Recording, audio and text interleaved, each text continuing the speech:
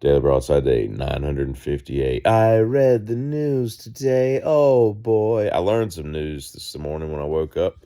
It's a sad day in North Carolina, or maybe the South. I don't know how far the tendrils reach, but old K&W shut its doors, and I don't know where everybody's going to get their marinated cucumber salad, their raisin and carrot salad, their whitefish, their overcooked lasagna, beet salad, yam souffle, perhaps. I don't know where these wares are going to come from starting now. They just halted production, shut the door, and went from there as of December 1st. And I'm just learning it 2 days later. But I always loved going to the cafeteria when I was a kid, and I don't know why. Because they charge you for everything. What was that? A pat of butter? That'll be 80 cents. You don't get nothing by that little lady at the register. She got a button for everything. But yeah. So there's that. No more shredded lettuce salad. I don't know what that is. Whatever. But anyway, you ever notice that Trump's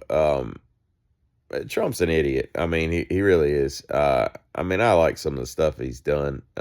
But as a person, he's one of the most megalomaniacal people I've ever seen in my life. But he's such a fascinating study. But he's talking about Dulles, the airport Dulles, the Dulles airport, I should say.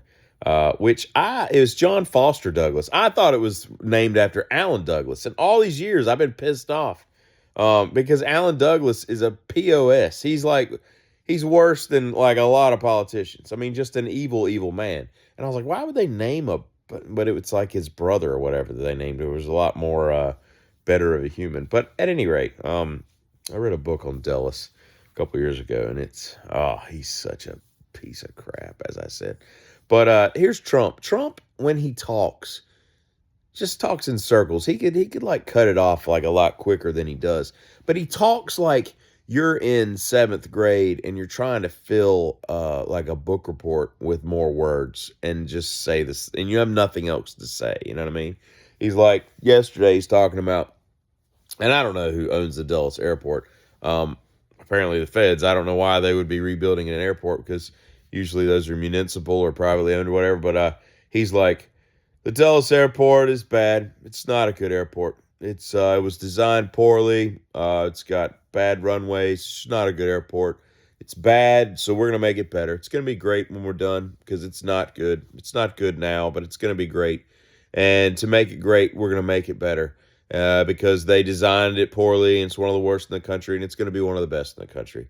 It's just a horrible, horrible thing. It's a sight to behold, but it's so bad. But we're going to make it good because bad is bad and good is better. And to make it good, we'll have to make it better, because making it better will negate the badness of how bad it really is. And you're like, what are you talking about? Just say Dulles sucks and was poorly planned. We're just going to kind of scratch it off the list and make it better. We're going to redesign it. I mean, you could make things so simple, but he just talks to hear himself talk. It's crazy. But anyway. Yeah, so there's that. And I don't know if you remember, but just to remind yourself, this is a quote from, what was that girl's name? The black female reporter, I can't remember her name, that interviewed R. Kelly years ago. And he starts his fake crying when he's like, I'm fighting for my life out here. I can't remember her name. I can see her face, but I got Robin, what's her name? And I don't think that's her. Anyway, he says in his interview, he says, I don't know how to hog tie anybody. That's just such a great line. It's such a great line. What else was I going to talk about this fine morning? I've been up since 5 o'clock, and I don't remember what else I was going to say, so I guess I'll leave it at that. Y'all have a great day. It's going to be chilly. Giddy.